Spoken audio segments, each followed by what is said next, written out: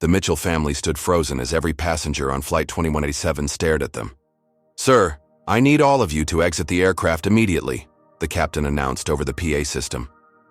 Marcus Mitchell locked eyes with Veronica Hansen, the flight attendant who'd refused them boarding just 30 minutes ago. Now she was pale as a ghost. One phone call had transformed them from humiliated passengers to the most powerful people on this plane. But Marcus knew this victory would cost them everything.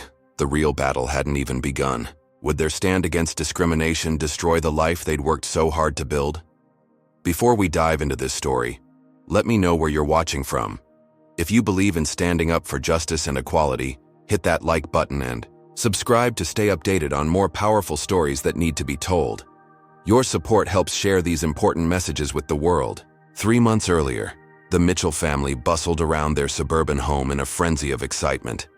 Suitcases lay open on beds, summer clothes stacked neatly beside bottles of sunscreen and beach toys. Marcus Mitchell, a tall man with broad shoulders and a warm smile, checked their flight itinerary for the 10th time that morning. "Elena, did you pack Jamal's allergy medication?" he called to his wife, who was helping their 8-year-old son fold his favorite swimming trunks. "Already in the front pocket of my carry-on," Elena replied with practiced efficiency. As a pediatrician at Children's Memorial Hospital, organization was second nature to her. Her dark curls were pulled back in a neat bun, revealing the tired but happy lines around her eyes. "I double-checked our travel insurance too." Their teenage daughter Zoe glided into the living room with her earbuds in, nodding to music only she could hear. At 16, she projected an air of cool indifference, but even she couldn't hide her excitement about their upcoming trip to Hawaii. "First class to Honolulu," Marcus announced proudly, showing Elena the boarding passes on his phone. "We deserve this after the year we've had." It had been a challenging time. Marcus had made partner at his law firm after 12 years of grueling work. Elena had navigated a hospital merger while maintaining her patient load. The children had excelled in school despite the pressure. This vacation represented everything they'd worked for: a chance to breathe, to celebrate, to simply be together without interruptions. "I can't believe we're finally going," Elena said, slipping her arm around her husband's waist. "Remember when we could barely afford plane tickets to visit your mom in Atlanta?" Marcus nodded, thinking back to their early days, struggling through law school and medical school simultaneously, supporting each other through all-nighters and impossible exams.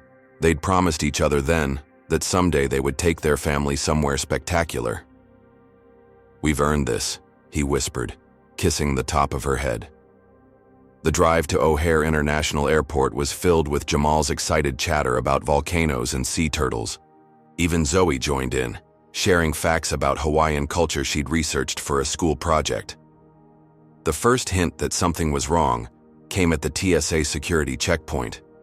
Despite having TSA pre-check and first-class tickets, an agent waved them toward the regular screening line. "Excuse me," Marcus said politely to the agent, a stocky white man whose name tag read, "Officer Whitmore. I believe we're supposed to go through the pre-check line." "We have it on our boarding passes." Officer Whitmore barely glanced at their documents. "Regular screening today, random selection." Elena exchanged looks with Marcus. There was nothing random about it. The pre-check line moved swiftly, filled with predominantly white travelers in business attire. Meanwhile, they were directed to remove shoes, belts, laptops, and toiletries. "Daddy, why do we have to do this when those people don't?" Jamal asked loudly, pointing to the pre-check line. "It's just our turn today, buddy," Marcus answered calmly, though a familiar tension crept into his shoulders. As Elena helped Jamal with his shoes, Officer Whitmore approached Marcus. "We'll need to do an additional screening on your bags." "May I ask why?" Marcus kept his voice level. "Random selection," Whitmore repeated with a smirk that suggested nothing was random at all. Their carry-ons were pulled aside, contents spilled onto examination tables. Officer Whitmore held up Marcus's electric razor. "What's this device?" "A razor," Marcus replied. "For shaving." "Looks unusual to me," Whitmore said, turning it over in his gloved hands. It's a standard Phillips model. You can find it at any Target. Nearby, another officer questioned Elena about the prescription medications in her bag, clearly labeled medicines for a pediatrician who might need to handle emergencies, even on vacation. "And why do you have so many medications, ma'am?" the female officer asked suspiciously. "I'm a physician," Elena explained, showing her medical ID. "These are basic emergency medications I carry as a precaution." Zoe stood rigidly as a female officer patted her down, the woman's hands lingering longer than necessary on her braided hair. "I need to check your hair," the officer said. "For what?" Zoe asked, her voice cracking slightly. "Security protocols." Jamal began to cry as his favorite stuffed dinosaur was swabbed for explosive residue. "Are they going to take Rex away?" he whispered to Elena. "No, sweetheart," she assured him, though uncertainty flickered in her eyes. Marcus checked his watch. 20 minutes had passed. 30. 45. Other passengers moved through security in minutes while they remained trapped in a seemingly endless cycle of random checks. "Sir, what's this?" Officer Whitmore held up Marcus's leather-bound journal. "A notebook. Mind if I look through it?" "I do mind, actually," Marcus said firmly. "There's nothing in there relevant to flight safety." Whitmore's eyes narrowed. "Refusing a security check could flag you for additional screening." "We've already had additional screening.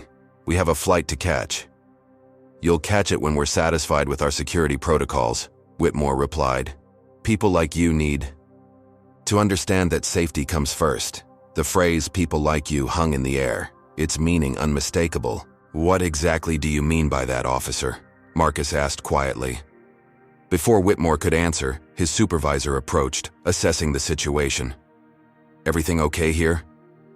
Marcus explained their situation calmly, noting their TSA pre-check status and the excessive delays. The supervisor, a middle-aged woman who seemed tired of everyone involved, finally waved them through. "We have 15 minutes to make it to the gate," Marcus told his family, as they hurriedly replaced shoes, belts, and repacked their disheveled bags. "If we run, we'll make it." As they rushed through the terminal, Elena squeezed Marcus's hand. "You okay?" "Fine," he replied automatically, though both knew he wasn't. The familiar indignity settled over him like an unwelcome cloak, but he wouldn't let it spoil their vacation. Not this time. Not after everything they'd worked for. They arrived at Gate B-22 breathless, but relieved to see passengers still boarding. The Mitchell family had survived the first hurdle of their dream vacation, unaware that what awaited them at the gate would make the security screening seem trivial by comparison. "Now boarding our first-class passengers and those needing special assistance," announced the gate agent. The Mitchell family approached the boarding area, tickets and IDs in hand. Finally, after the security ordeal, they could settle into their seats and put the unpleasantness behind them. But as they reached the gate entrance, a slender blonde flight attendant stepped directly into their path. Her name tag identified her as Veronica Hansen, and her smile vanished the moment she saw them. "I'm sorry. Boarding for this flight is closed," she said curtly. Marcus blinked in confusion. "But they just called for first-class boarding. We have first-class tickets right here." He held up their boarding passes on his phone. Veronica barely glanced at the screen. "You've missed the cutoff time. You'll need to speak with the gate agent about rebooking." Behind them, other passengers continued to line up. The boarding announcement repeated over the loudspeaker. "There seems to be a misunderstanding," Elena said calmly. "They're literally announcing first-class boarding right now. We were delayed at security with extensive additional screening." "That's not my concern," Veronica replied. "Airline policy states that if you're not here on time, we have the right to refuse boarding." "But we are on time," Marcus insisted. "The boarding process is clearly still underway." Veronica's eyes hardened. "Sir, I've made my decision. Please step aside so other passengers can board." As if to emphasize her point, Veronica turned to the white couple standing behind them. "Mr. and Mrs. Davidson, welcome aboard. We're so pleased to have you flying with us today." She checked their boarding passes with a warm smile and ushered them through. Zoe tugged at her father's sleeve. "Dad," she whispered. "They just got here." I saw them running to the gate after us. Marcus felt his daughter's observation like a physical blow. He'd experienced this treatment before, had prepared his children for the possibility, but seeing it happen so blatantly still stunned him. "Excuse me," he said to Veronica, keeping his voice steady. "Those passengers arrived after us, yet you're allowing them to board." "They were here when boarding began," Veronica claimed, the lie falling effortlessly from her lips. "That's not true," Zoe said. "We were all running together from security. They were behind us the whole time." Veronica's smile tightened. "Young lady, I don't appreciate being called a liar." "No one called you a liar," Marcus interjected. "My daughter simply stated a fact. We arrived before that couple." "I'd like to speak with your supervisor, please," Elena added, professional and composed despite the growing tension. "If you continue to cause a disturbance, I'll have to call security," Veronica threatened. Jamal clutched his dinosaur toy tighter, eyes wide with confusion. "Mommy, why can't we get on the plane? Did we do something wrong?" Elena knelt beside him. "No, sweetheart. There's just a misunderstanding we need to sort out."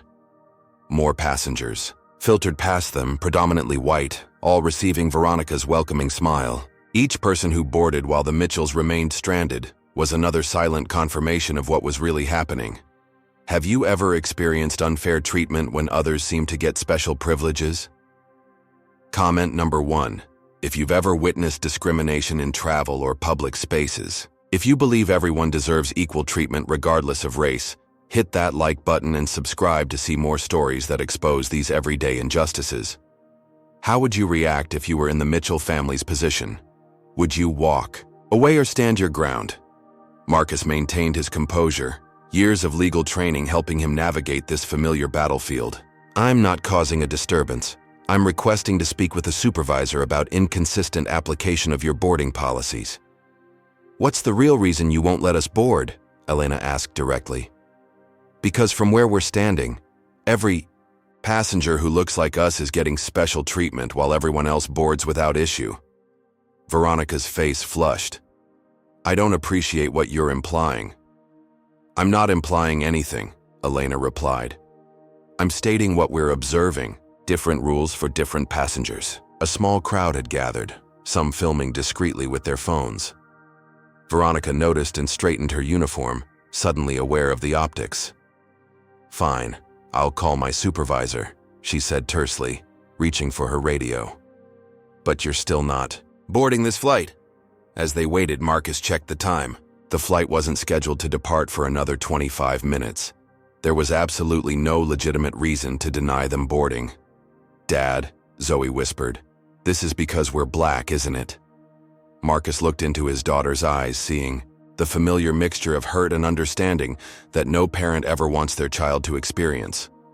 How many more times would his children have to face these moments? How many more explanations would he have to give about why they were treated differently? "We'll sort this out," he promised her. "We've done nothing wrong." But as the supervisor approached with a grim expression, Marcus knew their dream vacation was in serious jeopardy. The question now was, would they accept this injustice, or would they fight back? The gate supervisor arrived with an air of authority that suggested he was accustomed to being the final word in passenger disputes. His name tag read, Bradley Thompson, and he carried himself with the confident demeanor of someone who rarely had his decisions questioned. "What seems to be the problem here?" Bradley asked, glancing between Veronica and the Mitchell family. Before Marcus could speak, Veronica jumped in. "These passengers missed the boarding cutoff and became confrontational. When informed they couldn't board." "That's categorically false," Marcus replied evenly. "We arrived during first-class boarding, which is still ongoing. Ms. Hansen has allowed multiple passengers who arrived after us to board while refusing us entry." Bradley's expression remained neutral, but something flickered behind his eyes. Recognition of the situation, perhaps, or resignation to his role in it. "Mr. Mitchell, Marcus Mitchell, my wife Elena, our daughter Zoe, and our son Jamal." Bradley nodded, scanning their boarding passes on his tablet. "I see you have first-class tickets. However, our records show you arrived at the gate after boarding commenced." That's impossible, Elena interjected. How would your system know? Exactly when we physically arrived at the gate? There's no checkpoint or scan that would record that information. Bradley shifted uncomfortably. Our gate agents make notes in the system. So it's Ms. Hansen's word against ours, Marcus concluded. Despite multiple witnesses who saw us arrive before other passengers who have already boarded. Bradley glanced around, noticing the growing audience of waiting passengers, some openly recording the interaction on their phones. The issue isn't just your arrival time, Bradley pivoted. We have concerns about your boarding readiness. Boarding readiness, Elena repeated incredulously. What does that mean?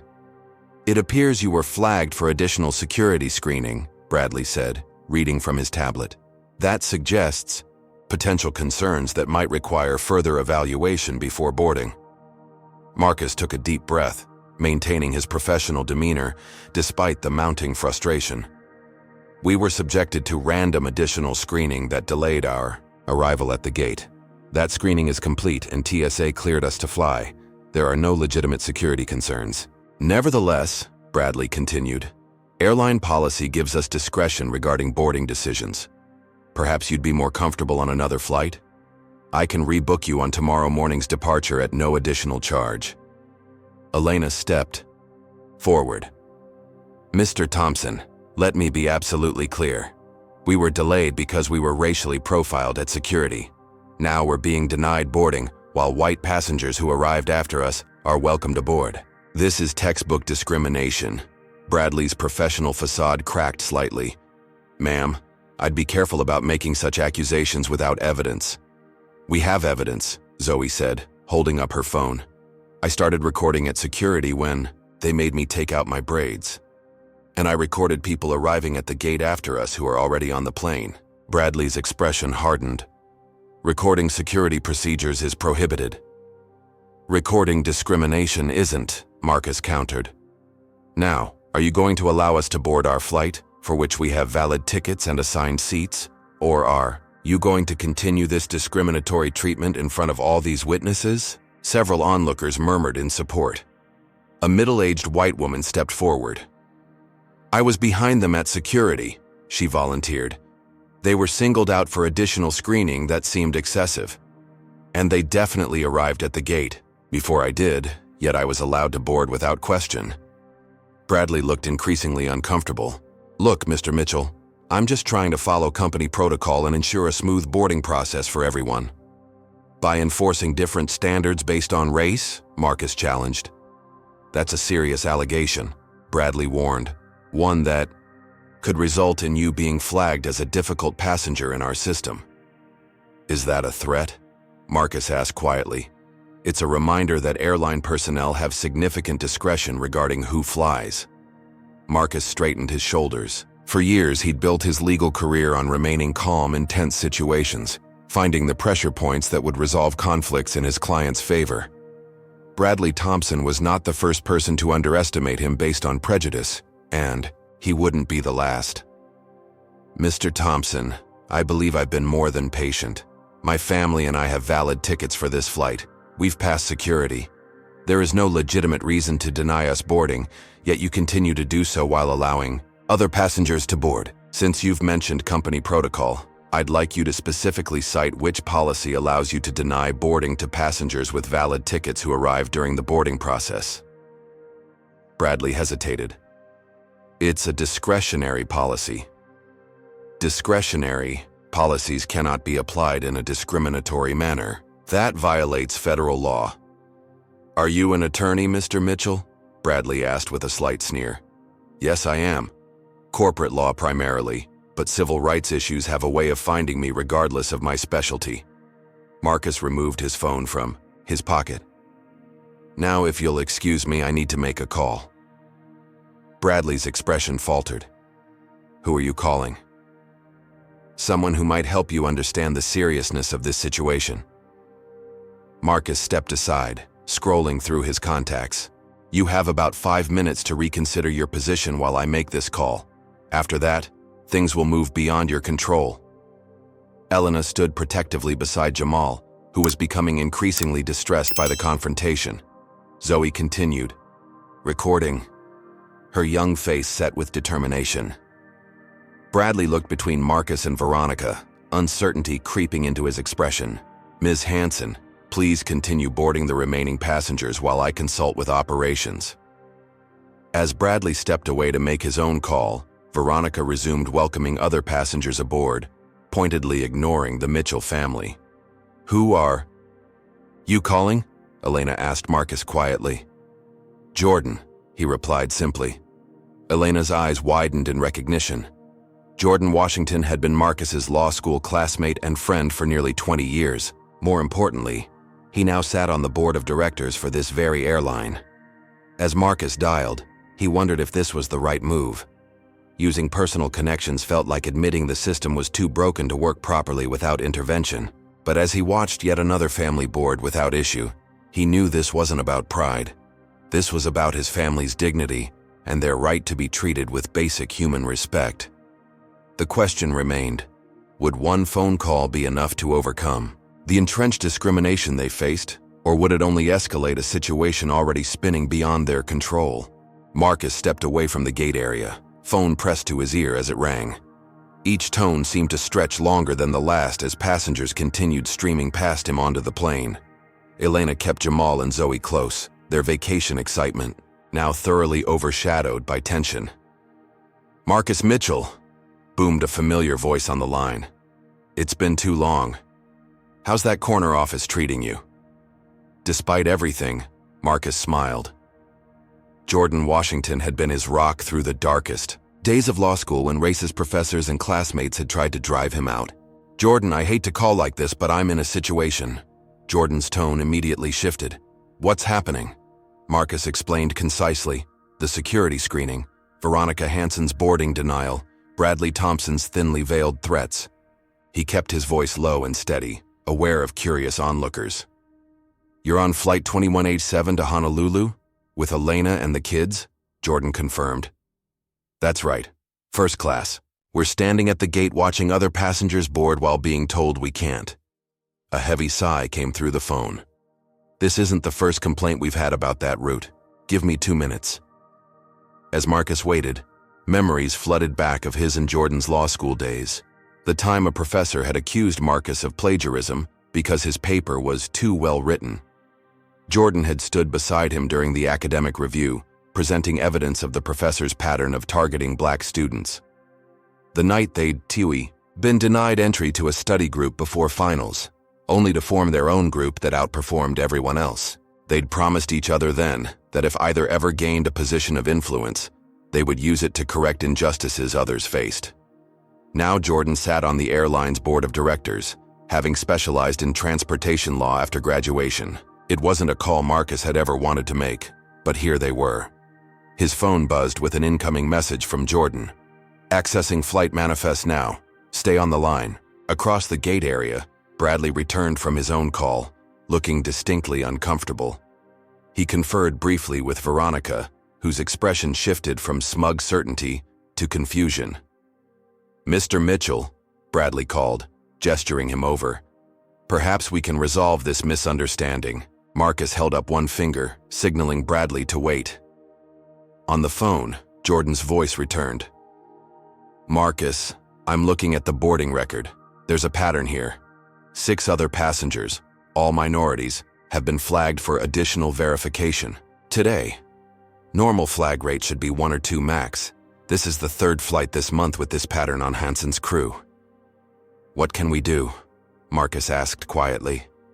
I've sent a message directly to Captain Rivera. As board member responsible for passenger experience, I've indicated there's a potential discrimination situation developing. By company policy, he's required to investigate before pushback. Will that be enough? It should be. Rivera's solid. He won't ignore a direct alert from a board member. Jordan paused. Marcus, you know this might get messy. We're already there, Marcus replied, watching Bradley approach with growing agitation. Stay strong, brother. Document everything. I'll be monitoring from here. Marcus ended the call and turned to face Bradley, whose entire demeanor had transformed. Mr. Mitchell, Bradley began, voice tight with forced politeness. It seems there may have been a misunderstanding about your boarding status. We'd be happy to welcome you and your family aboard now." "The misunderstanding being that you suddenly realized who I know?" Marcus asked. Bradley blanched. "I assure you, I don't know what you mean." "I think you do. The captain received a message, didn't he?" As if summoned by the mention, a message crackled over the PA system. "Gate agents for Flight 2187, please. Contact the flight deck immediately." Veronica grabbed the gate phone, her face draining of color as she listened to the voice on the other end. After a terse exchange, she hung up and approached Bradley, whispering urgently in his ear. The transformation was immediate. Bradley straightened his tie and adopted a professional smile that didn't reach his eyes. "Mr. and Mrs. Mitchell, we sincerely apologize for the delay. Please allow me to escort you and your children to your seats personally." Elena took Marcus's hand, squeezing it gently. "What did Jordan say?" "He's documented a pattern," Marcus murmured. "This isn't their first time." As they approached the aircraft door, Veronica stood rigidly to the side, avoiding eye contact. The warmth she'd shown other passengers had evaporated entirely. "Welcome aboard," she said mechanically, as they passed. The family made their way down the jet bridge, Jamal clinging to Elena's hand while Zoe walked close to Marcus, still recording discreetly. "Dad," she whispered, "did you just get someone important to force them to let us on?" Marcus considered, his answer carefully. "I called someone who could verify that we were being treated unfairly. Sometimes you need to find the right person who can see the truth when others won't." As they stepped onto the aircraft, the captain himself stood at the doorway, an unusual presence during boarding. Captain Rivera, a middle-aged Latino man with salt and pepper hair, nodded respectfully. "Mr. and Mrs. Mitchell, welcome aboard. My apologies for any confusion during boarding. If you experience any issues during our flight, please don't hesitate to inform me directly." The message was clear. The captain knew something had gone wrong, and he was positioning himself as an ally. Bradley hovered anxiously behind them. "Your seats are 3A through 3D, first-class cabin just to your left. Again, we apologize for any inconvenience." As the Mitchells settled into their first-class seats, Marcus noticed their luggage being given special attention by ground crew through the window. A handler placed bright orange tags on their bags, markers for additional screening that hadn't been there during check-in. "They're flagging our luggage now," he noted quietly to Elena. "Can they do that?" "They can try," Marcus replied. "But I think they're about to learn that actions have consequences." What Marcus couldn't know was just how severe those consequences would become. The phone call that had granted them access to the flight had set in motion events that would transform a simple family vacation into a national conversation. Their battle had only just begun, and the true test of their resolve awaited at 30,000 feet. The Mitchells settled into their first-class seats amid curious stares from fellow passengers. The spacious leather seats that should have signified the beginning of their dream vacation now felt like a battlefield hard won. "Is this our special airplane, Daddy?" Jamal asked, his small fingers tracing the wood grain on the armrest. "Yes, buddy, these are our seats for the flight to Hawaii," Marcus answered, helping him with his seatbelt. Across the aisle, Elena arranged their carry-ons while Zoe slipped into the window seat, her phone now tucked away but ready if needed again. The atmosphere in the cabin was palpably different from the usual pre-flight bustle. Conversations hushed when the Mitchells passed. Some passengers offered sympathetic smiles, while others averted their eyes or whispered behind magazines. "Ladies and gentlemen, welcome aboard Flight 2187 to Honolulu," came the announcement. "Flight attendants, prepare for departure." Veronica moved through the cabin performing safety checks, deliberately skipping over the Mitchell family. When she distributed pre-departure beverages, their row was mysteriously overlooked. "Excuse me," Elena called politely. "We didn't receive any drinks." Veronica turned, her professional smile never reaching her eyes. "My apologies, I must have missed you." Her tone made it clear nothing was accidental. She returned moments later, practically dropping the plastic cups on their tray tables. Water sloshed over the sides. "Enjoy your flight," she said mechanically before moving away. "Mom, she did that on purpose," Zoe whispered. I know, sweetheart, Elena replied quietly. Sometimes we have to pick our battles. The plane pushed back from the gate, taxiing toward the runway. Normally, this would be a moment of excitement, especially for Jamal, who loved watching takeoffs. Instead, the boy sat unusually quiet, clutching his dinosaur toy. "What's wrong, buddy?" Marcus asked. "Did we do something bad?" Jamal's voice was small, confused. The question hit Marcus like a physical blow. How could he explain to an 8-year-old that their only offense was existing in their own skin? "No, Jamal, we didn't do anything wrong," Marcus assured him. "Sometimes people make mistakes about others based on how they look. It's not fair, but it happens. Like when Tommy wouldn't let me play soccer because he said I was too small." "Similar to that, yes," Marcus agreed, grateful for the simplified comparison.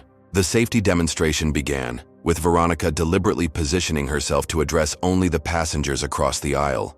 When demonstrating the oxygen masks, she barely glanced in their direction. "This is ridiculous," Zoe muttered. "It's okay," Elena soothed, though her own expression was tight with controlled anger. "We're on the plane, we're going to Hawaii. Let's focus on that." The aircraft accelerated down the runway, lifting into the clear blue sky. As they climbed, a flight attendant named Michael took drink orders from first-class passengers. "And, for you folks?" he asked pleasantly when he reached the Mitchells. They placed their orders: ginger ale for Marcus, sparkling water for Elena, apple juice for the children. 20 minutes later, Michael returned with everyone's drinks except theirs. "I apologize for the wait," he said when Elena inquired. "We seem to be out of apple juice and ginger ale. Would you like alternatives?" Elena glanced at Marcus, both recognizing the implausibility. They'd seen bottles of ginger ale on the cart. "Water will be fine," Marcus replied evenly. When lunch service began, similar misfortunes continued. The chicken option was unavailable by the time they were served. Their special meal requests, vegetarian for Zoe, no peanuts for Jamal due to allergies, had mysteriously disappeared from the system. "I'm sure I saw those requests during pre-flight checks," Michael mumbled, seeming genuinely confused. From across the aisle, an elderly white woman observed the situation with growing concern. When Veronica passed by again, the woman stopped her. "Excuse me, but I couldn't help noticing that family hasn't received proper service," she said loudly, enough for nearby passengers to hear. "I'd like to share my meal with the little boy since you seem to have misplaced their orders." Veronica's smile froze. "That won't be necessary, ma'am. I'll check on their meals immediately." As Veronica retreated to the galley, the woman leaned across the aisle toward the Mitchells.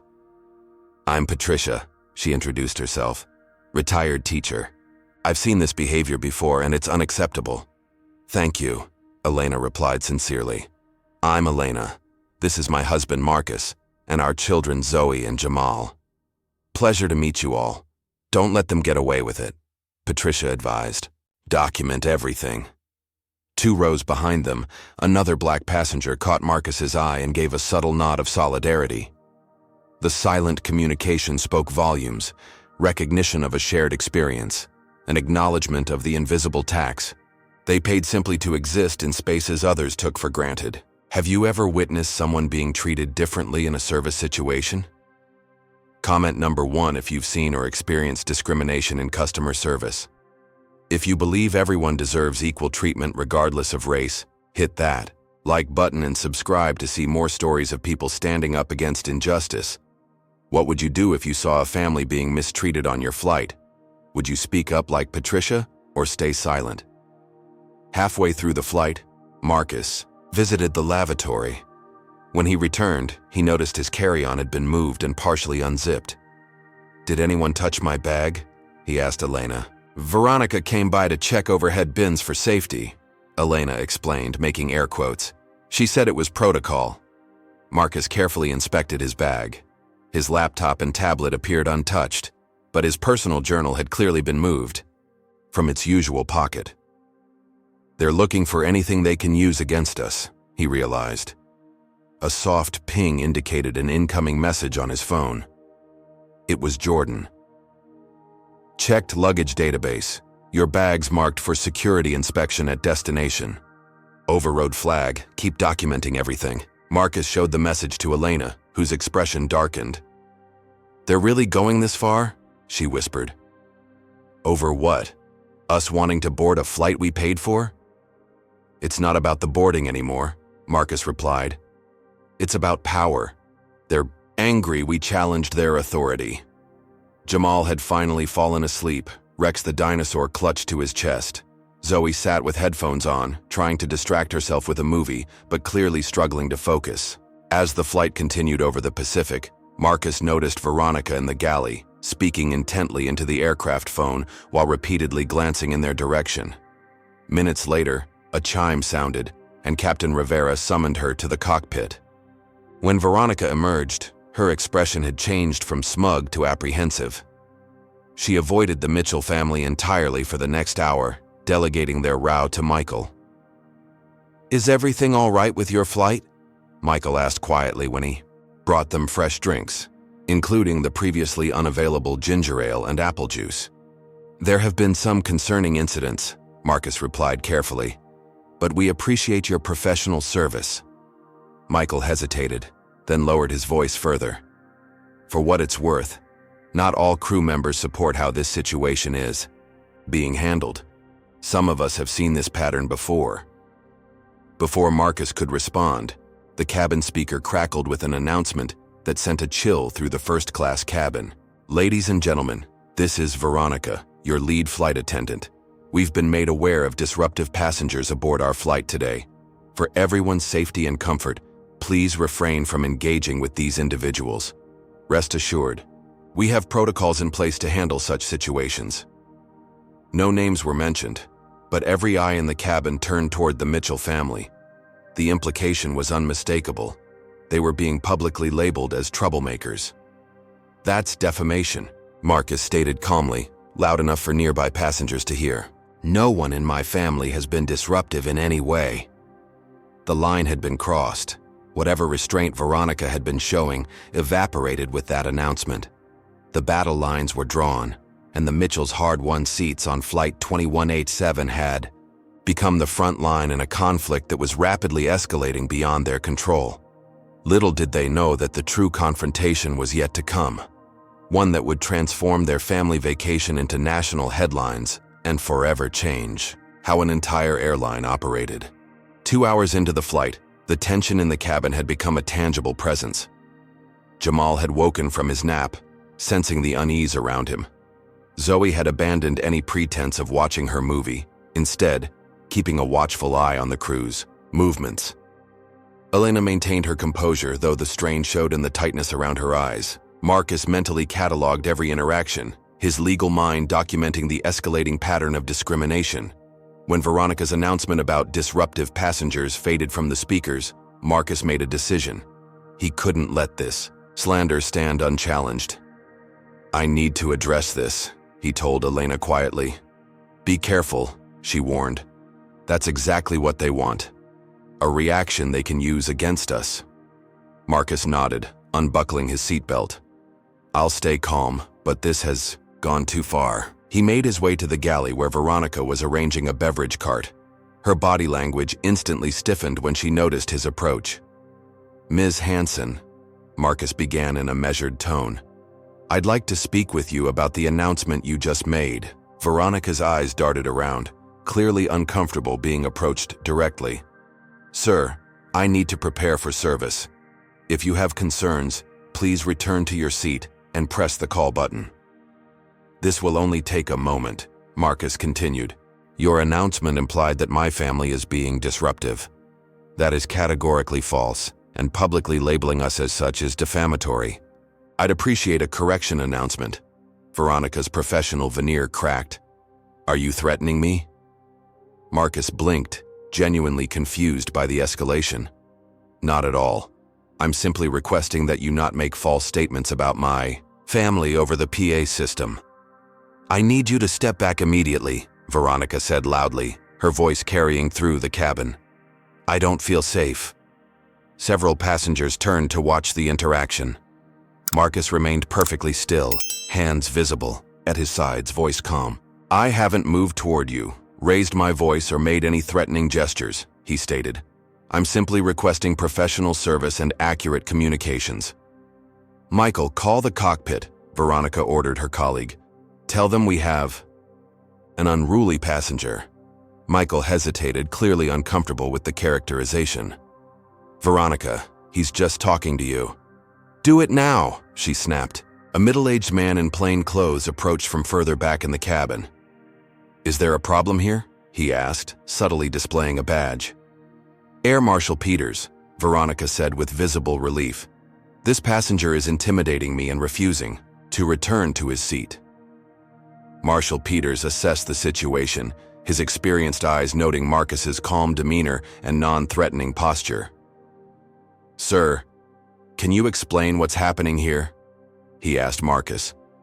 "I approached Ms. Hansen to discuss an announcement she made implying my family was being disruptive," Marcus explained. "I've been calm and respectful throughout. As you can see, I'm standing still, speaking at a normal volume, and haven't made any threatening movements." From her seat, Elena had begun recording the interaction on her phone. Other passengers were doing the same, sensing the significance of what was unfolding. Marshal Peters turned to Veronica. "Has this passenger done anything specifically threatening?" Veronica faltered. "He approached me without permission." "Passengers are allowed to speak with flight attendants," Peters noted. "Has he raised his voice, made aggressive movements, or used threatening language?" "No, but then there's no security concern from what I can observe," Peters concluded. "Sir, you're free to continue your conversation as long as it remains civil, though I would suggest returning to your seat afterward." Veronica's face flushed with anger and embarrassment. "This is unacceptable. I'm calling the captain," Iniwa grabbed the galley phone and spoke in hushed, urgent tones. Minutes later, the cabin speakers crackled again. "Ladies and gentlemen, this is your captain speaking. Due to a passenger situation, we will be making an unscheduled landing in Denver. Please return to your seats and fasten your seatbelts." A ripple of confusion spread through the cabin. An unscheduled landing was a significant disruption, expensive for the airline, and inconvenient for everyone aboard. "What passenger situation?" someone called out. "Ask them," another passenger replied, pointing to Veronica and then to Marcus. "That flight attendant has been targeting that family since boarding." Marshal Peters frowned and approached the cockpit door, pressing the call button. After a brief exchange through the door, he was admitted inside. Marcus returned to his family, who had heard everything. "Dad, they're diverting the plane because of us?" Zoe asked, her voice trembling slightly. "But we didn't do anything." "It's not because of what we did," Marcus explained gently. "It's because of what we represent, people who won't accept discriminatory treatment without question." Elena squeezed his hand.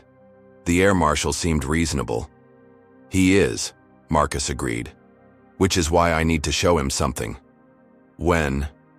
Marshal Peters emerged from the cockpit. Marcus waved him over discreetly. "Marshal, I think you should see this," he said, showing him the messages from Jordan Washington, the airline board member. Peters read the exchange, his expression growing increasingly serious. "This changes things significantly," he said quietly. "The captain wasn't aware of this context. I didn't want to escalate, but they've left us no choice," Marcus explained. "My family paid for first-class tickets and has been subjected to discriminatory treatment throughout this journey." Peters nodded. "I'll speak with the captain again. In the meantime, I suggest you continue documenting everything. If there's a formal investigation, that evidence will be crucial." As Peters returned to the cockpit, several nearby passengers offered words of support to the Mitchell family. "I've been watching how they've treated you," said a businessman across the aisle. "It's disgraceful." "My daughter is filming everything," added another passenger. "We'll send you the footage, if you need it." The plane began its descent toward Denver. What had started as a family vacation was spiraling into a situation none of them could have anticipated. The unscheduled landing represented both a victory and a new battlefield. The Mitchells had refused to be silenced, but the consequences of that stand were about to become far more complicated than they could have imagined. The aircraft descended through clouds as Denver International Airport came into view. The captain's voice returned over the PA system, noticeably tense. "Ladies and gentlemen, we're making our approach to Denver due to a passenger health emergency. Flight attendants, prepare the cabin for arrival." Elena and Marcus exchanged glances. There was no health emergency. This was clearly an attempt to create a cover story for the diversion. "Passenger health emergency?" Elena whispered. "They're lying about why we're landing." Veronica moved through the cabin, instructing passengers to stow items and fasten seatbelts. When she reached the Mitchell family, her demeanor was coldly professional.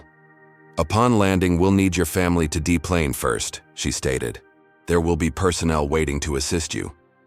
"Assist us with what?" Marcus asked. "Airport security will explain," she replied before moving on. Zoe's eyes widened. "Dad, are they having us arrested?" "No, sweetheart," Marcus assured her, though uncertainty gnawed at him. "They can't arrest us for requesting equal treatment." The tension in the cabin was electric. Some passengers whispered among themselves, while others openly recorded the situation.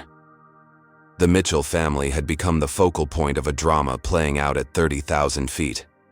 Through the window, Zoe spotted unusual activity on the ground.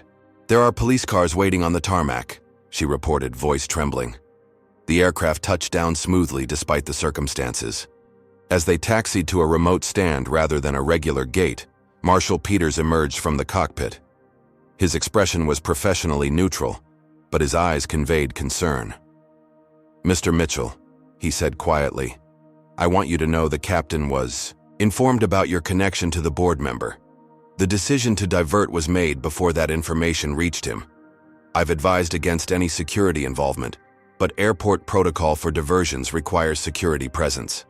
"Thank you for the information," Marcus replied. "May I ask why we're deplaning at a remote stand rather than a gate?" "Captain's decision," Peters answered, his tone suggesting he disagreed with it. The aircraft came to a stop, and the fastened seatbelt sign dinged off. Veronica immediately approached their row. "Please gather your belongings and prepare to exit," she instructed.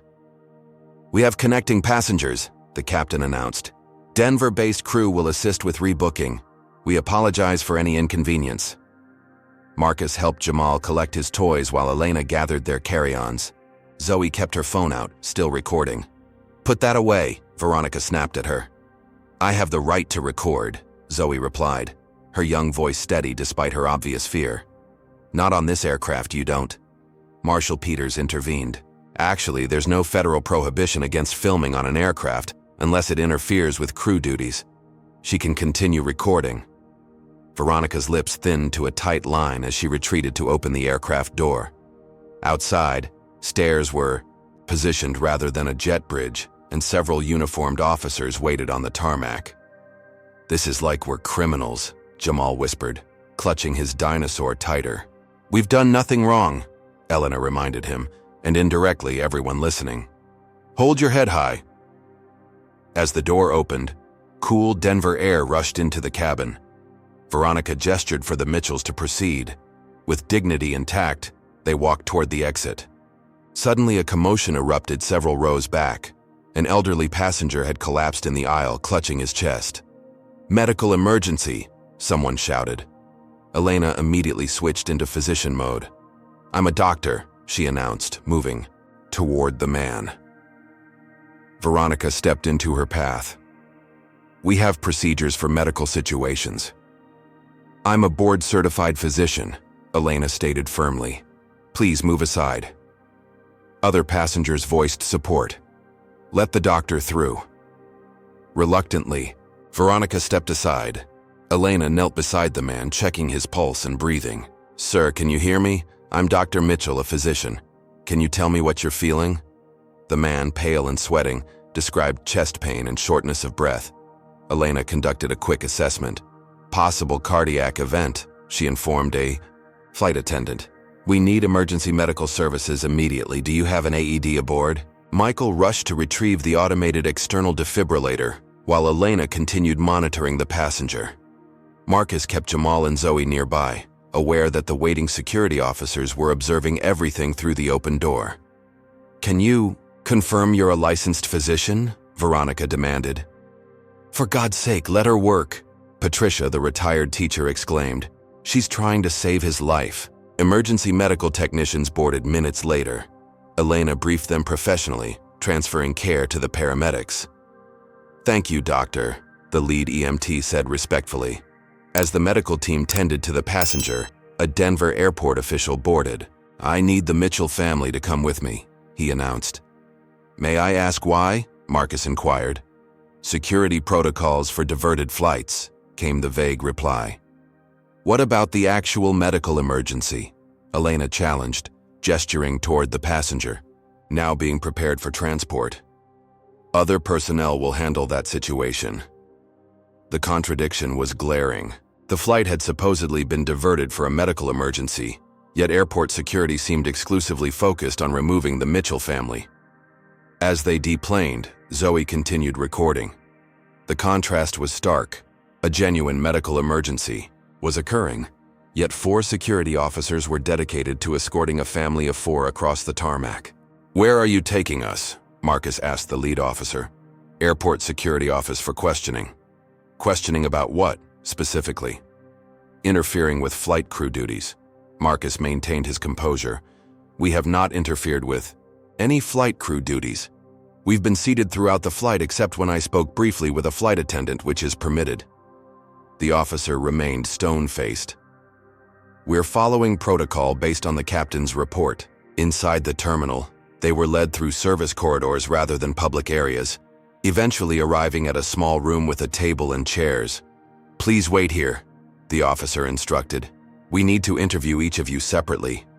"Absolutely not," Marcus stated firmly.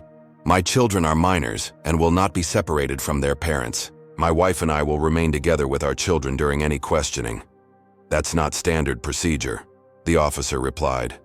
"Neither is diverting a commercial flight because a family requested equal treatment," Marcus countered. "I'm an attorney, and I know our rights. We will not be separated." While this standoff continued, Zoe had been quietly typing on her phone. With a few quick taps, she initiated a live stream of the entire interaction, broadcasting it to her social media accounts. The username displayed on her screen, Zoe Speaks, had over 20,000 followers, primarily from her involvement in school activism. "Excuse me," she said clearly, drawing everyone's attention. "I just want everyone to know that over 3,000 people are currently watching this live stream. They can see how we're being treated right now." The security officers exchanged alarmed glances. One stepped out to make a call. "Smart move," Elena whispered to her daughter. "I learned from you and Dad," Zoe replied. "Always create witnesses." Within minutes, the atmosphere shifted dramatically. A more senior airport official entered, introducing himself as Operations Director Williams. "There appears to have been a misunderstanding," he began diplomatically. "The Mitchell family is free to continue to their destination or remain in Denver as they choose. The airline will accommodate either preference." "What happened to the questioning about interfering with flight crew duties?" Marcus asked pointedly. Director Williams smiled tightly. "That won't be necessary after reviewing the situation more thoroughly." What the Mitchells didn't yet know was that their ordeal in Denver had already caught the attention of local news crews. Outside the security office, reporters waited with cameras, alerted by viewers of Zoe's live stream. The family's private vacation had become a public demonstration of how quickly discrimination could escalate when challenged, and how powerful transparency could be in fighting back. By the time the Mitchell family emerged from the airport security office, the landscape of their ordeal had transformed. News vans lined the passenger pickup area. Smartphones captured their every move. Social media buzzed with hashtags like Mont Flight 2187 and Flying While Black. "Dr. and Mr. Mitchell, a moment please," called a reporter, microphone extended. "Can you tell us why your family was removed from the flight?" Marcus instinctively positioned himself between the reporters and his children. "We weren't removed," he clarified. "The flight was diverted after we experienced discriminatory treatment from certain crew members," Elena added, We were denied boarding despite having valid tickets, subjected to inferior service during the flight, and then the aircraft was diverted when we calmly requested equal treatment. The story spread like wildfire. Passengers from Flight 2187 shared their videos and testimonials. Within hours, compilation clips circulated showing Veronica Hansen's different treatment of white passengers versus the Mitchell family. In their airport hotel room, the Mitchells gathered around Marcus's laptop, watching their private experience become a national conversation. The airline's initial statement appeared on screen. Skyline Air takes all passenger concerns seriously. Flight 2187 was diverted due to a medical emergency and disruptive cabin situation. We are investigating the incident and will address any service inconsistencies. The safety and comfort of all passengers remain our top priority. That's blatantly misleading, Elena said, reading the statement twice. They're trying to conflate the actual medical emergency with our situation. Marcus nodded grimly. Classic deflection strategy. Create confusion about the sequence of events. Zoe's phone buzzed constantly with notifications. Her livestream had been viewed over 200,000 times and counting. Jordan Washington had called twice, updating them on the internal chaos at airline headquarters. Your story is resonating because it's so familiar, Jordan had explained. Thousands of people have experienced similar treatment but didn't have the means or platform to fight back. The hotel phone rang, another interview request, the 7th in 2 hours. News outlets from CNN to local Denver stations sought their perspective. The Mitchell family's dream vacation had transformed into an unexpected spotlight on discrimination in air travel. By evening, the narrative battlefield expanded. Bradley Thompson, the gate supervisor who had initially denied them boarding, appeared on a conservative news program. I was simply following company procedures, he claimed, his demeanor portraying victimhood. The Mitchell family became confrontational when informed about boarding policies. Shortly after, Veronica Hansen gave a tearful interview to another network. I felt threatened, she insisted. As a female flight attendant, passenger safety is my responsibility, and I perceived an escalating situation. They're painting themselves as victims, Marcus observed, his voice steady despite his growing frustration. Flipping the narrative. More troubling developments followed. Social media accounts with suspicious origins began sharing doctored clips of the gate interaction, edited to make Marcus appear aggressive. Anonymous sources close to the situation suggested the Mitchells had planned the confrontation to generate a discrimination lawsuit. This is character assassination, Elena realized. They're attacking our credibility. A particularly disturbing turn came when the airline's public relations team released a statement questioning whether Elena had properly identified herself as a physician during the medical emergency. Dr. Mitchell's intervention, while well-intentioned, potentially violated protocols for verifying medical credentials in flight, the statement read.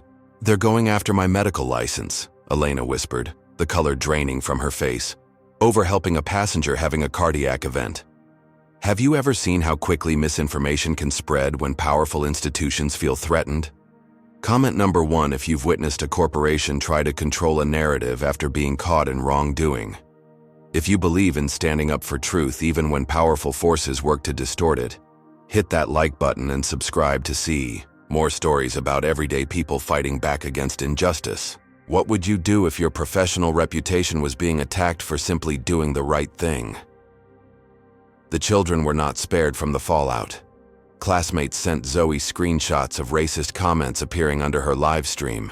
Jamal, too, young to fully comprehend the situation, still sensed the gravity as he watched his parents field endless calls and messages.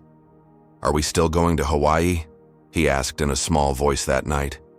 Marcus and Elena exchanged looks, the weight of their decision apparent. Their hard-earned vacation funds were tied up in reservations they might never use. More importantly, their children's sense of safety and excitement had been shattered. I don't know, buddy, Marcus answered honestly. We need to make sure some important things are fixed first. As they considered their next steps, Jordan called again with alarming news. Marcus, they're escalating. The airline's legal team is preparing a restraining order against your family, claiming you pose a threat to their operations. A restraining order? For requesting equal service? Marcus was incredulous. It gets worse, Jordan continued. Someone anonymously sent a complaint to the medical board, questioning Elena's ethics for practicing without verification during the flight. The pattern was clear.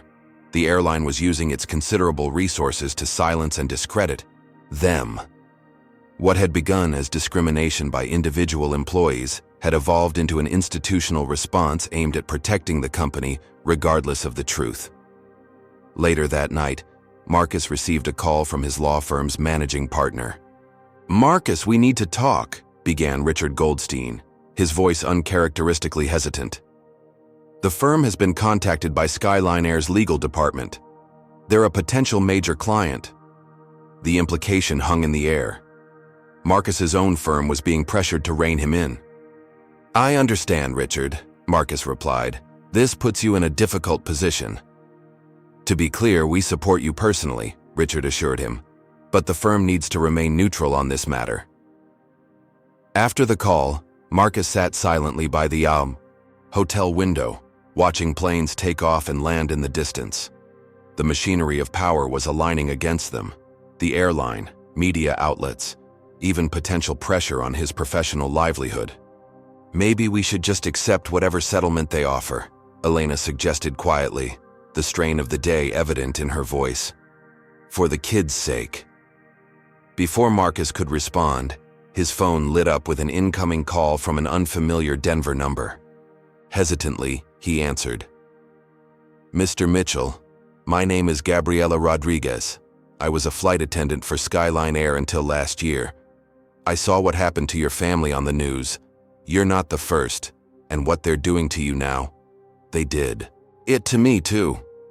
Marcus sat up straighter, putting the call on speaker for Elena to hear. "I have documentation," Gabriela continued.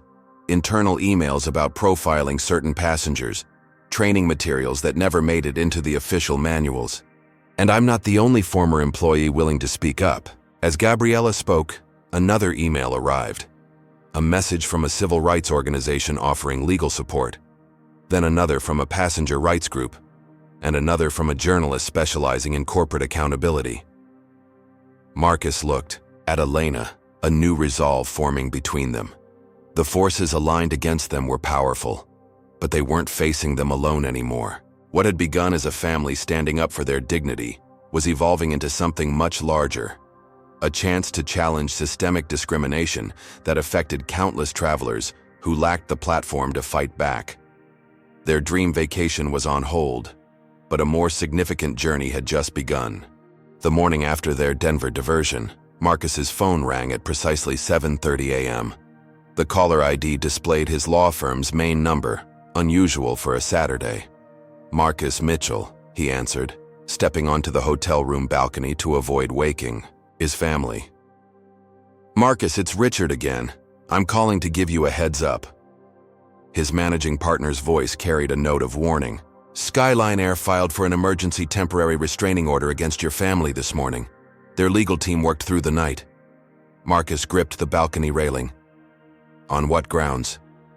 "They're claiming you made threatening statements to crew members, interfered with flight operations, and are orchestrating a defamatory social media campaign against the airline." "That's absurd," Marcus replied. "Every interaction was recorded. We've made no public statements beyond factually describing what happened. I know that, but they're moving aggressively. The filing includes sworn affidavits from Veronica Hansen and Bradley Thompson, claiming they feared for their safety." Marcus processed this information with the calculated calm that had made him successful in corporate litigation. "They're trying to silence us through legal intimidation." "Exactly," Richard confirmed. "And they've requested an emergency hearing Monday morning. They want to prevent you from speaking publicly about the incident while their investigation proceeds. Any judge who sees the actual footage will dismiss this immediately." Richard hesitated. "There's more. They're seeking to bar Zoe from continuing her live streams or social media posts about the airline. They're characterizing a minor's social media activity as a coordinated harassment campaign." Marcus's professional composure momentarily faltered. They're targeting my 16-year-old daughter for recording her own experience? The firm still can't represent you officially, Richard reminded him. But speaking as your friend, document everything, back up all recordings, and find counsel experienced in civil rights law, not just corporate litigation. After ending the call, Marcus returned to the hotel room where Elena was already awake, scrolling through emails on her tablet. Her expression conveyed that she'd received equally disturbing news.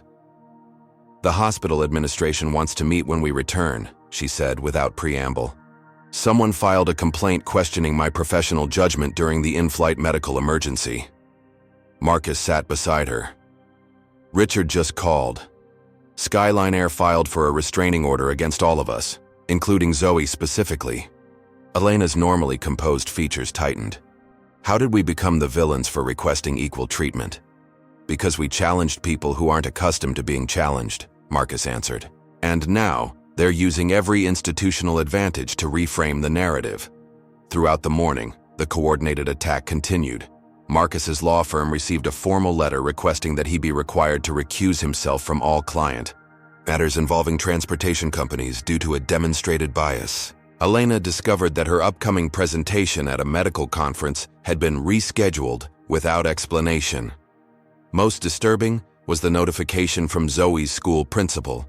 Anonymous emails had been circulating containing altered photos of Zoe alongside racist commentary. The school was concerned about the disruption. "They're trying to isolate us professionally and personally," Elena observed as they compiled the mounting evidence of retaliation. By mid-afternoon, the family gathered in their hotel room to assess their situation. The airline had offered to rebook them to Hawaii the following day, but the offer felt less like customer service and more like an attempt to remove them from the media spotlight in Denver. "I don't even want to fly with them anymore," Zoe admitted, her usual teenage confidence dimmed by the morning's revelations. Jamal had been uncharacteristically quiet, building and rebuilding a tower of hotel notepads on the desk. "Are we in trouble?" he finally asked, looking up at his parents. Marcus knelt to his son's eye level. "No, buddy, we're not in trouble. Some people are trying to make it seem that way because they did something wrong and don't want to admit it. Like when Tyler blamed me for breaking the classroom fish tank even though everyone saw him throw the ball." "Exactly like that," Marcus confirmed, grateful again for his son's simple clarity. Elena's phone chimed with an incoming email, then another and another. "Marcus," she called, scrolling rapidly, "you need to see this." Former Skyline Air employees were reaching out, not just Gabriela Rodriguez from the previous evening, but a steady stream of others with similar stories. A baggage handler described witnessing profiling during luggage checks. A retired gate agent offered internal memos showing statistical patterns in boarding denials. A former customer service representative detailed how complaint processing differed based on customers' perceived ethnicity and socioeconomic status. Most significantly, a former data analyst named Terrence Wright revealed that the airline used an algorithm for passenger risk assessment that weighted factors correlating strongly with race, including certain name patterns, passport issuance, locations, and even booking patterns. The system was designed with plausible deniability, Terrence explained in his message. No field explicitly says race, but the combination of weighted factors creates a de facto racial profiling system. Each message included the same request: "Please don't identify me publicly yet. I can't afford legal representation against their non-disclosure agreements." While processing this flood of information, Jordan Washington called with his own update. "The board is in emergency sessions," he reported. "The PR team is pushing to offer you a significant settlement with an NDA. Legal wants to maintain the aggressive stance with the restraining order. They're scrambling because your story is hitting their stock price." "And what's your position as a board member?" Marcus asked. "I've recused myself from voting due to our friendship, but I'm pushing for transparency and actual policy changes. I'm pretty outnumbered, though." By evening, a clearer picture emerged. The Mitchells had stumbled upon what appeared to be systematic discrimination embedded in both corporate culture and actual operational procedures. Their personal experience was just the visible tip of a much larger iceberg. "What do we do now?" Elena asked as they prepared for bed. the children finally asleep in the adjoining room. Marcus considered the question carefully. We have two choices. We can accept whatever settlement they offer, sign their non-disclosure agreement, and try to move on with our lives.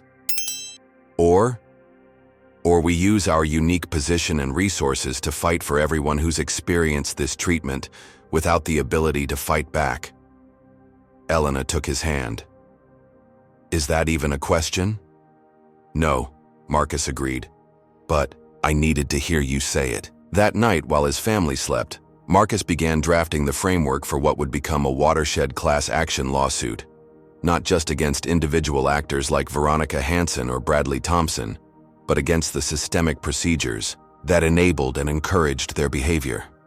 What had begun as a denied boarding had evolved into something far more significant. The Mitchell family's vacation plans lay in ruins, but they had discovered a purpose more meaningful than any resort stay could provide. The following days brought a remarkable development, the formation of what Elena called the Underground Network. Former and current Skyline Air employees continued reaching out, each with pieces of evidence that, when assembled, revealed a disturbing pattern of institutional discrimination. Gabriela Rodriguez became their primary contact, coordinating secure communication channels for whistleblowers fearful of corporate retaliation. Each day brought new revelations. The crew briefings included coded language, explained a current flight attendant using the pseudonym Sky Truth. They'd identify passengers of interest before boarding, which almost always meant people of color in premium cabins. A baggage handler shared photos of the special tags, identical to those Marcus had spotted on their luggage, showing how they triggered random additional inspections disproportionately affecting minority passengers. Most damning was documentation from Terrence Wright, the former data analyst. He provided anonymized data showing how the airline's customer satisfaction algorithm created different compensation thresholds based on factors that closely aligned with race and socioeconomic indicators. If you're in demographic category A, your complaint about a 3-hour delay might get you $300 in flight vouchers, he explained. The exact same complaint from someone in demographic category C might get a form apology email. Meanwhile, the Mitchell family faced the airline's increasingly aggressive legal tactics. The temporary restraining order hearing was scheduled for Monday morning. In preparation, Marcus contacted Imani Washington, Jordan's sister, and a renowned civil rights attorney. This is about more than just your family now, Imani advised during their strategy session. We're looking at a class action that could fundamentally change airline industry practices. By Sunday evening, the network had grown to 27 current and former employees, all willing to provide evidence under condition of anonymity until legal protections could be secured. Their testimonies converged around a disturbing revelation. Discrimination wasn't a bug in the system, it was a feature. It started with security theater after 9/11, explained a longtime employee, but it evolved into a comprehensive system for treating different passengers differently while maintaining plausible deniability. Imani's legal team worked through the night preparing for the morning hearing, where they would not only fight the restraining order, but file their own countersuit. The Mitchell family finally had the evidence they needed to challenge not just individual bad actors, but the system itself. Monday morning arrived with an unexpected development. As they prepared to leave for the courthouse, Marcus received a call from a blocked number. Mr. Mitchell, this is Robert Kellerman, CEO of Skyline Air. The voice was smooth, confident, accustomed to control. Before we proceed with the hearing, I'd like to offer an alternative resolution. I'm listening, Marcus replied, putting the call on speaker so Elena and Imani could hear. We're prepared to offer your family $500,000 in compensation for your inconvenience. We'll cover all expenses for a rescheduled first-class vacation to any destination of your choice. In return, we ask for a standard non-disclosure agreement and the cessation of all social media activity regarding this matter. Marcus exchanged glances with Elena and Imani, who both shook their heads slightly. Mr. Kellerman, while I appreciate the offer, this stopped being about our vacation the moment we discovered this wasn't an isolated incident. I understand you've been contacted by former employees with grievances. Kellerman continued smoothly. Many were terminated for performance issues and harbor resentment. Their claims are unsubstantiated. Actually, their claims are well-documented, consistent, and supported by statistical evidence, Marcus countered, including internal algorithms that appear to violate federal anti-discrimination laws. A long pause followed. When Kellerman spoke again, his tone had hardened. Mr. Mitchell, you should consider your position carefully. The airline industry is small. Your actions could have long-lasting repercussions for your family's ability to travel freely. And I understand your wife is a physician. It would be unfortunate if her professional reputation were questioned. The implied threat hung in the air. Imani quickly scribbled a note. That's witness intimidation. Keep him talking. Are you threatening my family, Mr. Kellerman? Marcus asked calmly, Imani nodding in approval as she recorded the call. Not at all. I'm simply suggesting that prolonged litigation benefits no one. $1 million, Mr. Mitchell. Tax-free. You can put this unfortunate incident behind you and move on with your lives. Thank you for the offer, but we'll see you in court, Marcus concluded, ending the call. That was textbook witness intimidation, Imani confirmed, and exactly what we needed to demonstrate the corporate culture comes from the top. The courthouse steps were crowded with reporters when they arrived. Skyline Air's legal team, 6 attorneys from a prestigious firm, waited inside, exuding confidence. The hearing began with the airline's counsel presenting their case for the restraining order, painting the Mitchell family as orchestrating a social media smear campaign. When Imani rose for the counter-argument, she calmly played the recording of CEO Kellerman's call, then presented affidavits from 24 airline employees documenting systematic discrimination. Your Honor, this is not about a family being denied boarding, she argued. This is about a corporation that has institutionalized discrimination while creating elaborate systems to maintain plausible deniability. The judge, an older woman, with a reputation for no-nonsense efficiency, reviewed the evidence carefully. I am denying the request for a temporary restraining order, she announced. Furthermore, I find the plaintiff's attempt to silence legitimate public discourse troubling, particularly the targeting of a minor child for documenting her own experience. The airline's legal team conferred hurriedly as Imani continued. Your Honor, we are counter-filing today with a class action lawsuit representing not only the Mitchell family but potentially thousands of passengers who have experienced similar discrimination. Outside the courthouse, the gathered media captured the moment the balance of power shifted.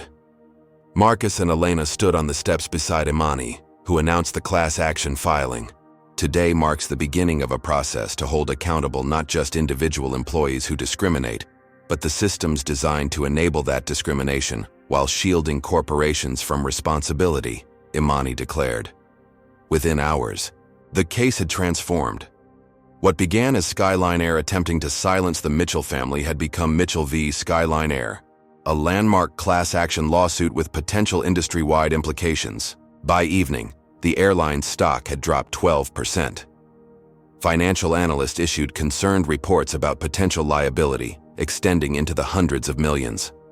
Jordan Washington called to report that an emergency board meeting had been called for the following morning. They're panicking, he reported. Kellerman is blaming legal for the failed restraining order. Legal is blaming PR for mishandling the initial response, and everyone's trying to distance themselves from Veronica and Bradley. As the day closed, the Mitchell family gathered in their hotel room, emotionally exhausted but resolute. Jamal had spent the day with a child care service arranged by Imani's team, sheltered from the legal battle. Zoe had attended remotely, absorbing the proceedings with remarkable maturity. What happens now? Zoe asked as they ate dinner from room service trays. Now we prepare for a longer fight, Marcus explained. The airline will try to have the case dismissed. If that fails, they'll likely offer a larger settlement. But we won't take it, right? Zoe confirmed. Not if it means keeping quiet. Elena smiled at her daughter's understanding. This isn't just about us anymore. It's about changing a system that hurts people who don't have the resources to fight back. As if to punctuate her point, Marcus's phone signaled an incoming email. A message from the Federal Aviation Administration announcing a formal investigation into Skyline Air's compliance with anti-discrimination regulations. The system that had initially aligned against them was beginning to fracture. The Mitchell family had discovered a powerful truth. When facing institutional discrimination, the greatest weapon was bringing that discrimination into the light. 3 weeks after the Denver diversion, Marcus and Jordan Washington stood in the marble lobby of Skyline Air's corporate headquarters in Chicago. The glass and steel tower projected an image of transparency and modernity that stood in stark contrast to the airline's operational reality. "Ready for this?" Jordan asked, straightening his tie. Marcus nodded. "As ready as I'll ever be." The class action lawsuit was proceeding through initial motions, with over 200 former passengers already joined as plaintiffs. The FAA investigation had expanded to include document preservation orders and employee interviews. Most significantly, a whistleblower protection order now shielded current and former employees who came forward with evidence. Today's meeting represented an unexpected development, a direct invitation from the board of directors to discuss potential resolution outside the courtroom. Jordan had arranged it against considerable opposition from CEO Robert Kellerman. "Remember, half the board still thinks this can be solved with enough money and a strong NDA," Jordan cautioned as they rode the elevator to the executive floor. "They don't yet understand this isn't about compensation." The boardroom exuded corporate power, floor-to-ceiling windows overlooking the Chicago skyline, a massive table of polished walnut, leather chairs for the 12 board members. Robert Kellerman sat at the head of the table, his expression a carefully constructed mask of professional concern. "Mr. Mitchell, thank you for joining us," he began, not rising from his seat. "We've invited you here to discuss an amicable resolution to this unfortunate situation." Marcus took his seat beside Jordan, directly across from Kellerman. "I appreciate the invitation. To be clear, my legal team is aware of this meeting, and I'm not authorized to accept any settlement offers today. I'm here to listen." Kellerman's smile tightened slightly. "Of course, this is merely a preliminary discussion." For the next 30 minutes, a senior executive presented what he called a comprehensive customer service enhancement initiative, essentially a rebranding of existing policies with minor modifications and increased diversity training. The proposed settlement included substantial monetary compensation for the Mitchell family and a vague commitment to review internal procedures. When the presentation concluded, Kellerman leaned forward. "As you can see, we're taking this matter very seriously. We believe this package addresses your concerns while allowing the airline to move forward constructively." Marcus studied the faces around the table. Some board members appeared genuinely interested in resolution. Others clearly viewed this as a performance for his benefit. "May I respond?" Marcus asked. "Please do," Kellerman replied with practiced graciousness. Marcus opened his briefcase and removed a single document, placing it on the table. This is an internal memorandum from 2018, authorizing what was called the Premium Cabin Passenger Assessment Protocol. It established criteria for additional scrutiny of passengers who, quote, "present demographic anomalies relative to typical premium cabin demographics." The board members exchanged uncomfortable glances. Kellerman's facade cracked slightly. "Where did you obtain that document?" "That's not relevant," Marcus replied. "What's relevant is that this protocol explicitly created a system for treating passengers differently based on factors that closely correlate with race." He retrieved another document. "This is a training guide for flight attendants from 2020, containing coded language for identifying passengers who might reduce premium cabin comfort for typical first-class customers." With methodical precision, Marcus presented document after document, each revealing another layer of the airline's discriminatory systems. The board's discomfort was palpable. "Mr. Kellerman and members of the board," Marcus concluded, "the lawsuit isn't about my family's experience alone. It's about dismantling a system deliberately designed to discriminate while maintaining plausible deniability." Kellerman's composure finally broke. These documents were obtained illegally. Former employees violated their non-disclosure agreements. Whistleblower protections supersede NDAs when reporting illegal activities, Marcus interrupted calmly. and federal investigators now have these same documents through proper legal channels. An older board member spoke up. "What exactly are you seeking, Mr. Mitchell?" "Structural change," Marcus answered. "Independent oversight of passenger treatment metrics. Transparent reporting of random security selections broken down by passenger demographics. Revision of algorithms used for everything from complaint, resolution to upgrade processing, and accountability for those who created these systems." Kellerman scoffed. "You're asking us to completely overhaul operations based on a few disgruntled employees' claims." "No," Marcus corrected. "I'm giving you an opportunity to get ahead of what federal investigators are already uncovering. The choice is yours. Lead the industry in addressing these issues, or become the cautionary example when regulators force change." The atmosphere in the room shifted as board members began to grasp the full implications. This wasn't a typical discrimination complaint that could be settled quietly. It was a fundamental challenge to industry-wide practices. A board member from the financial sector spoke up. "The changes you're suggesting would be extraordinarily costly." "More costly than the class action? Than the FAA fines? Than the stock devaluation when congressional hearings begin?" Marcus countered. Jordan, who had remained silent throughout, finally spoke. "As a board member, I believe we have a fiduciary responsibility to address these issues proactively. The evidence is too substantial to ignore." Kellerman turned on him. "Your friendship with Mr. Mitchell represents a clear conflict of interest, Jordan. Perhaps you should recuse yourself entirely from this matter." "My concern for legal compliance and ethical business practices doesn't constitute a conflict of interest," Jordan replied evenly. "In fact, I'd suggest that dismissing documented evidence of discrimination represents a more serious conflict with our corporate responsibilities." The tension between them was interrupted when Bradley Thompson, the gate supervisor who had denied the Mitchell family boarding, was unexpectedly escorted into the boardroom. "You requested my presence, sir?" he addressed Kellerman nervously. "Yes, Bradley. Mr. Mitchell has made some concerning allegations about our boarding procedures. I thought you could clarify our standard protocols." It was a transparent attempt to shift blame downward.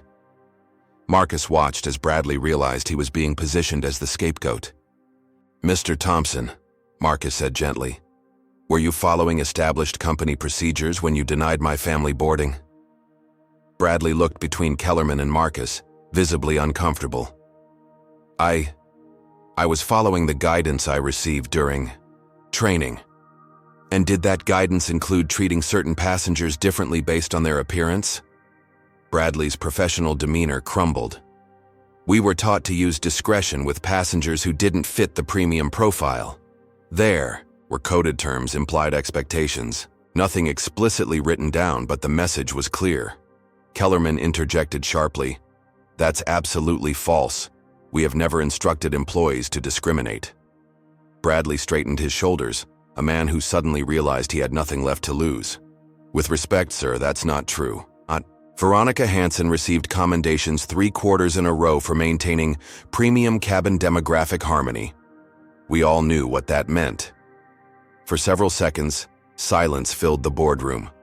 Then, one by one, board members began asking questions, not to defend the airline, but to understand the full scope of the problem they had inherited or overlooked. By meeting's end, a pivotal shift had occurred. What began as an attempt to buy off the Mitchell family had transformed into serious discussion of systemic change. A committee was formed to work directly with independent investigators. Kellerman's authority had been visibly diminished. As Marcus and Jordan left the building, Jordan summarized the turning point succinctly. "They came in thinking this was a PR problem.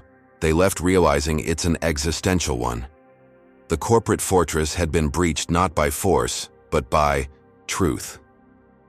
For the first time since their ordeal began, Marcus felt genuine hope that meaningful change might emerge from his family's suffering.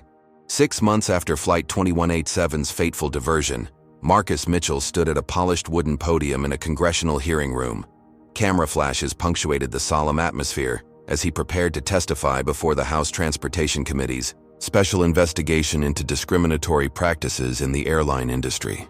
"Mr. Mitchell," began Congresswoman Rivera, the committee chair, Please describe for us how what began as a family vacation uncovered systematic discrimination affecting potentially thousands of travelers. Marcus looked out at the packed gallery. Elena sat in the front row with Zoe and Jamal, who had insisted on attending despite the formality of the proceedings. Behind them sat dozens of class action plaintiffs, people from various backgrounds who had experienced similar treatment, but lacked the platform to challenge it effectively. What happened to my family wasn't an isolated incident, Marcus began. It was the visible symptom of invisible systems designed to treat passengers differently based on how they look, where they're from, or what their names suggest about their ethnicity. For the next hour, Marcus methodically outlined the evidence they had gathered, the algorithms that created different compensation standards for different passenger categories, the coded language and training materials, the statistically impossible patterns of random security selections. The most troubling aspect, he concluded, wasn't that individuals like Veronica Hansen or Bradley Thompson displayed bias. It was that corporate systems incentivized, measured, and rewarded that bias while maintaining plausible deniability. When Elena took the stand, she spoke from her dual perspective as a discrimination victim and a physician who had witnessed how bias affects healthcare outcomes. When institutions create systems that treat people differently based on appearance or background, they're not just violating civil rights laws, she testified. They're reinforcing the insidious message that some people deserve less dignity, less service, less basic humanity than others. Robert Kellerman, no longer CEO of Skyline Air, appeared visibly diminished at his own testimony. The board had removed him 3 months earlier, when internal communications revealed he had personally approved many of the discriminatory policies while creating layers of deniability. These practices evolved organically, he insisted, though his explanation rang hollow against the documentary evidence. The congressional hearings represented the culmination of a process that had transformed far more than one airline. The Mitchell case had triggered industry-wide scrutiny, with the FAA implementing new reporting requirements for demographic patterns in everything from upgrade processing to complaint resolution. The class action lawsuit against Skyline Air had been settled 2 months earlier with historical terms, substantial monetary compensation for victims, but more importantly, court-mandated structural changes and independent monitoring of passenger treatment metrics across all operations. Veronica Hansen and Bradley Thompson had both been terminated, though with significantly different outcomes. Bradley, who had eventually become a key witness, secured a position with the newly formed Airline Passenger Rights Commission. Veronica, who had maintained her denial of any wrongdoing, faded into obscurity. After the hearings concluded, the Mitchell family finally took their long-postponed Hawaiian vacation. As they settled into their first-class seats on a different airline, the contrast was striking. The crew provided service with genuine warmth, free from the tension and hostility of their previous experience. On their third day in Hawaii, as they walked along Waikiki Beach watching the sunset, Jamal asked the question that had been forming in his 8-year-old mind for months. "Dad, why did those people at the airport treat us differently? Was it because we did something wrong?" Marcus exchanged glances with Elena, both recognizing the weight of this moment. They had sheltered Jamal from the worst details, but they couldn't protect him from the fundamental question forever. "No, buddy, we didn't do anything wrong," Marcus began, kneeling in the warm sand to meet his son's eyes. "Some people have wrong ideas about others based on how they look. Remember how we talked about how Martin Luther King Jr. wanted people to be judged by who they are, not what they look like?" Jamal nodded solemnly. "Those people judged us by our appearance, not by who we really are," Marcus continued. "And that's never right." "But we won, didn't we?" Jamal asked. "We made things better?" Elena joined them, sitting in the sand and drawing Jamal close. "We helped make some things better," she corrected gently. "But there's still a lot of work to do. That's why it's so important to always stand up when something isn't fair, not just for yourself, but for everyone who might face the same thing." Zoe, who had been photographing the sunset, joined her family on the sand. At 16, she had witnessed the entire journey with remarkable resilience, her social media documentation proving crucial to their case. "I decided what I want to study in college," she announced. Civil rights law. Marcus felt a complex mixture of pride and sadness. Pride in his daughter's determination. Sadness that her formative experience had centered around fighting discrimination. "That's a tough path," he cautioned. "So is being treated unfairly and doing nothing about it," Zoe replied with the clarity of youth. As darkness fell over the Pacific, the Mitchell family walked back to their resort, their hard-won vacation, finally delivering the peace they had originally sought. Yet all recognized that they had gained something perhaps more valuable than relaxation, the knowledge that their stand had created meaningful change. In the months and years that followed, the ripple effects continued. Jordan Washington became a leading voice for corporate diversity and inclusion practices. The Mitchell case was added to law school curricula as a landmark example of how class action litigation could address systemic discrimination. For Marcus and Elena, the experience reinforced what they had always taught their children: that dignity was worth fighting for, that justice sometimes required sacrifice, and that individual courage could challenge even the most entrenched systems. Their Hawaiian sunset picture became their holiday card that year, with a simple caption that summarized their journey: "Stand up, speak out, move forward." It was both a personal motto and an invitation to others facing similar battles, an acknowledgement that while one family's stand had made a difference, the longer journey toward equality continued, fueled by the courage of those willing to make one crucial phone call when faced with injustice. The Mitchell family's harrowing journey from a denied boarding to a transformative legal victory offers powerful lessons about confronting discrimination in modern America. Their story reminds us that injustice often hides behind policies, algorithms, and corporate procedures designed to maintain plausible deniability while perpetuating unequal treatment. First, documentation is crucial. Zoe's instinct to record everything transformed subjective experiences into objective evidence, making denial impossible. In an age where truth is often contested, creating an undeniable record is the first step toward accountability. Second, systems of discrimination rarely exist in isolation. What appeared to be individual bias from Veronica and Bradley was actually part of an institutional framework that incentivized and rewarded discriminatory behavior while providing plausible deniability to corporate leadership. Third, speaking out requires courage, but creates possibility. By refusing to accept a private settlement and non-disclosure agreement, the Mitchells transformed their personal humiliation into systematic change that benefited countless others who lacked their platform and resources. Fourth, allies matter. From Jordan's pivotal phone call to Patricia's intervention on the plane to the whistleblowers who risked their careers, meaningful change rarely comes from the efforts of victims alone. Allies with privilege and power play crucial roles in dismantling unjust systems. Finally, the most important lesson comes from young Jamal's innocent question on the beach. "We made things better, didn't we?" The answer reminds us that progress is incremental. No single case solves centuries of discrimination, but each stand against injustice moves us collectively closer to the society we aspire to create. Have you ever witnessed or experienced discrimination that seemed too powerful to fight? Comment below with your story or how this narrative resonated with you. If you believe in standing up against systemic injustice, hit that like button and subscribe to our channel for more powerful stories that expose discrimination and celebrate those brave enough to challenge it. What would you have done in the Mitchell family's position? Would you have taken the settlement for financial security or fought the longer battle for systemic change? Share your thoughts in the comments below. Thank you for joining us for this journey.